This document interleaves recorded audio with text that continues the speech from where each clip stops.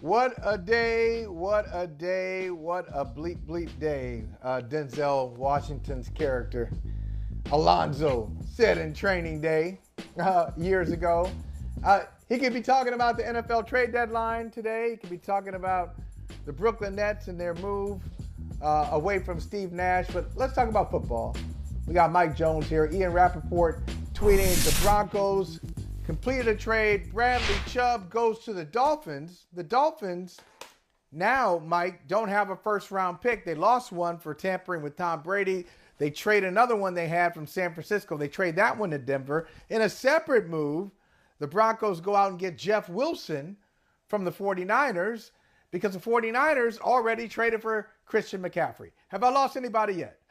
Mike, make this particular deal make sense because we have others to ask you about.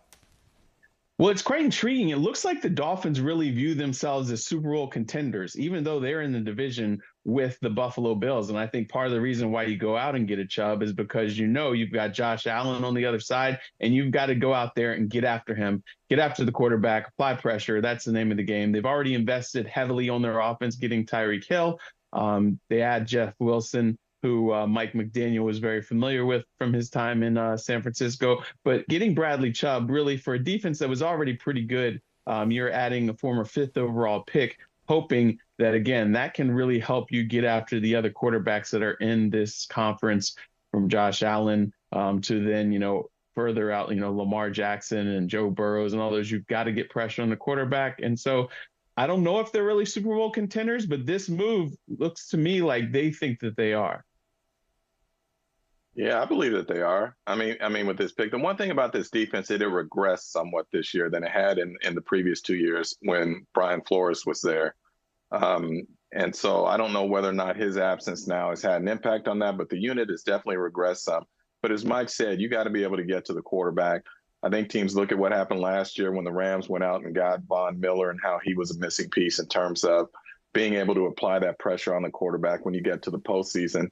But I believe Miami is involved in that conversation because offensively, when Tua is healthy, they are simply so explosive. And as Mike alluded to, getting Jeff Wilson, Mike McDaniels knows him well from his time in San Francisco. Jeff Wilson was looking for a way out after Christian McCaffrey came in, believing that running back room was a little too crowded now. And before Christian was acquired, believing that running back room was deep enough without Christian. So from this standpoint, look, the one thing I've learned about the NFL, at least, or been reminded about this year, is that you never say never and you never bet on NFL games, because I can't figure this league out as I look at what's going on every Sunday. Yeah, betting on NFL games. Amen on that. My bet's your money. Yeah. My bet's your money coming up again on Friday. We're going to try to turn it around. Mike, I want to ask you about this. We talked a bit yesterday with Charles Robinson. I said to Charles, I can't figure out the Bears because they traded Robert Quinn for a 4th-round pick. They traded Roquan Smith for a 2nd and 5th-round pick. He said, it's easy. They're resetting, and they're going to take those draft picks, and they're going to build around Justin Fields. Then today, they trade a 2nd-round pick, a team that already got rid of 2 great players. They trade a 2nd-round pick for a potentially great player in Chase Claypool. You're adding to the team, but you're giving up draft capital that you could be using for your rebuild. Make that make sense to me, because I'm confused by the Chicago Bears.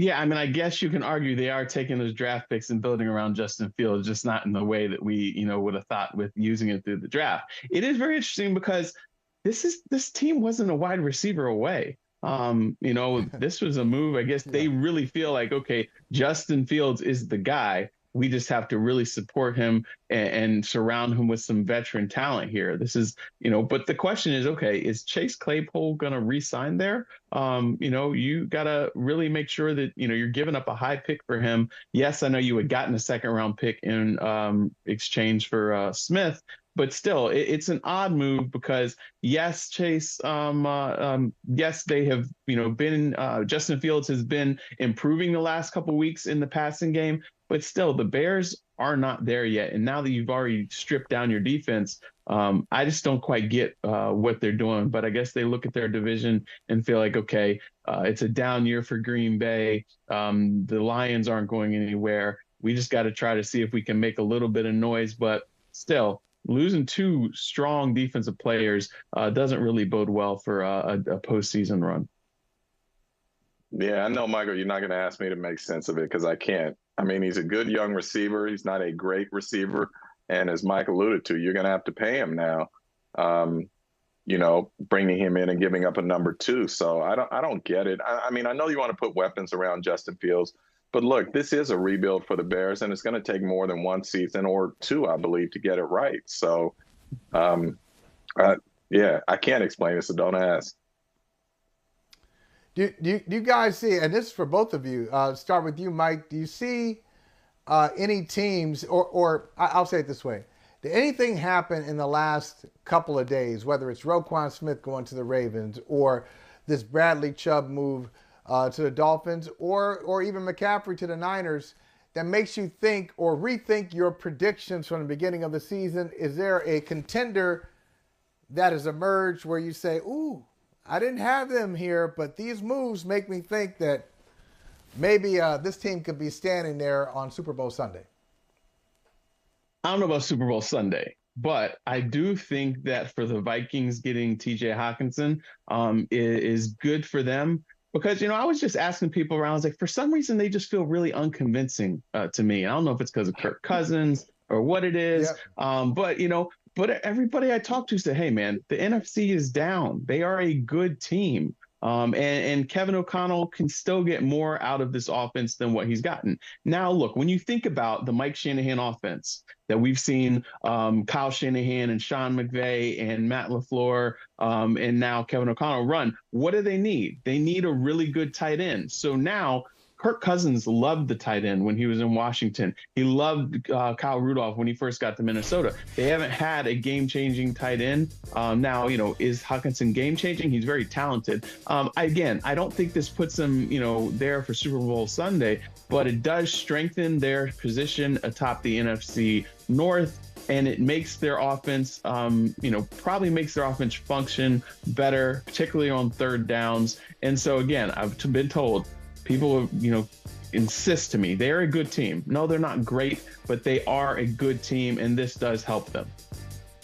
It's interesting you bring them up, Mike. I was just out there this past weekend. I ended up writing a column afterwards saying, how good are the Vikings? I have no idea after watching them play.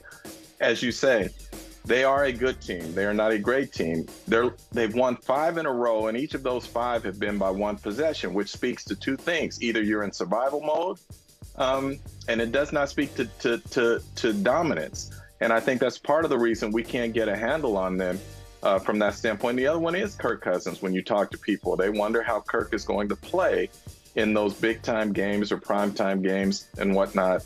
But I can tell you this, in talking to the players in that locker room, the one thing that they said to me was, let everyone else keep talking about other teams. We're good with that, because all it means is we're going to come back to work each week, put in the work, keep stacking wins, and they'll be talking about us when it matters most. So there's a lot of confidence there, and I'll leave you on this. One assistant coach I asked before the game, I said, just how good is this team? And he said to me, as good as we need to be. And that's kind of the Vikings. They don't go out and dominate you. They just find a way to win. And I don't think you can knock a team for winning the games that are on its schedule. Now, they got some tough ones coming up down the road here. But for now, the Vikings are loving it that we're not talking about them. I tell you, team, we are talking about Mike, and I can't stand this team. I'm just going to be transparent. I root against them, and they're not as bad as I want them to be, as I need them to be. They won last night, the Cleveland Browns. And I'm just looking at them, I'm just against them. Okay, I'm against the Browns, fine. And we've gone over it. It's well-traveled, well-documented. You know why. A lot of people in Cleveland know why I'm against them. It has to do with the quarterback who's been suspended for 11 games. But if I look at them, it's not necessarily about the Browns. It's about the league as a whole. And I know the league put out a statement on this, on how close the games have been and how no one is truly awful. Mike, if you look That's at not true. you look at NFL and you have to just say these teams are hopeless. How long are you talking before that list stops? Is it 2 teams? Is it 3? It's probably not even more than 3, right? Yeah, I don't think more than 3. It is just a weird year. I even last night, I had no doubt in my mind that Cincinnati was going to win that game. And they come in there and they look awful and the Browns win. And I had felt like, this Browns team, it doesn't matter when Deshaun Watson gets back. They just, they're not it. They're not right. But who knows, man? I mean, they do have some players that they're waiting to get healthy. Jacoby Brissett, sometimes he falls really short. Other times he does just enough to get by. That's what they wanted, was him to help them tread water until Watson gets back. And so, there's going to be an adjustment period when Watson gets back because he hasn't played, in almost, 2 years. But I don't know exactly what to make of them. They do have a great run game. They've got great pass rushers, but still, they're in the AFC where there's a couple teams that are elite, and then there's just everybody else. And I don't know that they can really jump up enough when Watson gets back. Yeah, you know this, Michael. Styles make fights, and the Browns and Bengals being in the same division, I believe that the Bengals are winless under Joe Burrow against the Browns. So That's for right. whatever reason, again, styles make fights. Some teams play better against other teams. I think Cleveland's kind of dangerous when Deshaun comes back, to be truthful with you, because if they can hang around like this with Jacoby, and knowing there were a couple of games they gave away early, couple of defeats they have that they gave away, it is that type of year in the NFL where I don't rule anything out with anyone. I will say in the AFC, it is clear, at least in my opinion, that there are 2 teams and then there are everyone else. But to say that either of those teams couldn't lose on a given Sunday in January, I won't go that far. I think it's going to be a fascinating playoffs because it will be so wide open. Hey, Trotter brought this up earlier, Mike, and I know both of you know these types of coaches much better than I do, and that our listeners and viewers do. I'm just curious about your take on 2 firings that have happened in the last couple of days. Detroit Lions fired a defensive backs coach. Okay, they're 1-6, and I heard Lions fired, and I started thinking about all kinds of people. I did not have on my bingo sheet defensive backs coach. Got to go. So they fired a defensive backs coach. Indianapolis Colts fired their offensive coordinator a week after they surprisingly pulled the plug. Just a week after they pulled the plug. And a guy who Ryan. doesn't call plays. And a guy who doesn't call plays. And they fired the OC. So you and Trotter, I want you to be in conversation on this because whatever you say is going to make us all smarter. It's scapegoat season. Seriously, that is all it is right now. And I mean, come on. If you think Aubrey Pleasant was the reason why the Detroit Lions can't stop anybody in the red zone, then you are crazy. Look, talk to anybody in the league that's familiar with Aubrey Pleasant, and they will tell you he is a grinder. He is very smart. He is very talented. He was working with those young guys. There were some clashes early on, but they were buying in to what he was teaching them. There was growth out of that. Now, look, they have a lot of issues, but Aubrey Pleasant was not the one. He is not the defensive coordinator. He is not Dan Campbell, who is overseeing this thing. And then, like you said, Trotter, about Indianapolis, this is Frank Reich's mess. He's the one who calls the plays. He's the one who's gone through 50 million different quarterbacks, since he's been there. The offensive coordinator, that's not going to fix anything right there. And so, again, it is them, both head coaches, trying to deflect, trying to find somebody to blame for this and make it look like they're doing something to get to the bottom of things. And I don't think that the results are going to change. No, and you know this too, Michael Holley, where I'm going to go with this thing. Why you got to fire the black coaches, right? Well, I mean, come on. Yeah. I mean, don't we have enough working against us right now that you're going to make us scapegoats for situations that we don't have control over? That's what bothers me too in this situation, because now you put a sort of an asterisk on these guys' names as they go out to get that next job if they're trying to climb that professional ladder, which we know they are. I just think it's unfair, And Dan, look, For instance, Anthony Lynn, when he was with the Chargers, one of the reasons he got fired is because he was loyal to his assistants. They wanted change. He wouldn't make change. To me, that shows the character of Anthony Lynn. For Dan Campbell and Frank Reich to do this, it shows, in my opinion, shows a lack of character on their part that they're going to throw their assistants under the bus. Mm-hmm. Yep. Preach. It's exactly what it is. It's a great point. And, I didn't know that. Tell me just a little bit more about Anthony Lynn, just to really flesh this thing out and give people context. So they wanted him to fire, say, special teams coach, defensive coordinator or something. Yes. And he refused to do it? Let me tell you this. Their special teams were atrocious, right? George Stewart was a special teams coach. George Stewart was sort of a mentor to Anthony Lynn when Anthony Lynn got into coaching, and even as a player. And so obviously the pressure is on, whether it is implied or overtly said, you need to make a change. As a coach, when pressure is coming from above, that people are looking for change. He would not do that. He did not do that. And things didn't get better. And Anthony Lynn ends up losing his job. So, but to me, I thought that showed character on his part. People could say it was stupid on his part. He should have tried to save himself. But no, he's going to take care of the people who have taken care of him and been loyal to him and whatnot. And that speaks to his character. And for Frank Reich to do this and for Dan Campbell to do this, in my opinion, shows a lack of character and commitment and loyalty to these men who have been going through it with them, because this is not on them. It's not on them. One doesn't call plays on offense and the other one is a secondary coach, as you say. That's not on them for the team struggling the way that they're struggling.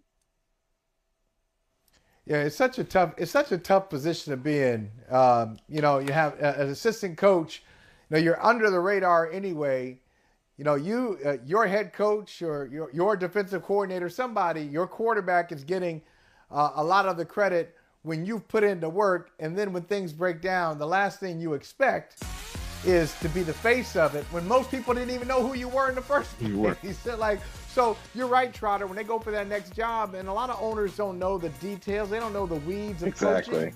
They say, well, you got fired, so you must have been part of the problem with Detroit. Don't make me the face of the Detroit Lions at 1-6. Exactly. But I'm just a small cog in the machine. Anyway, a big cog in this operation is Mike Jones. Always appreciate hearing from you, brother. Thanks for stopping by. Hey, thanks for having me. Appreciate you, Mike. See you guys. Good to see you. All right.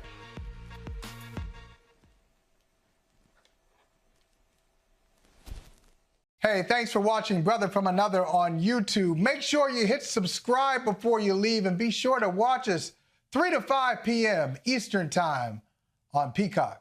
Appreciate you.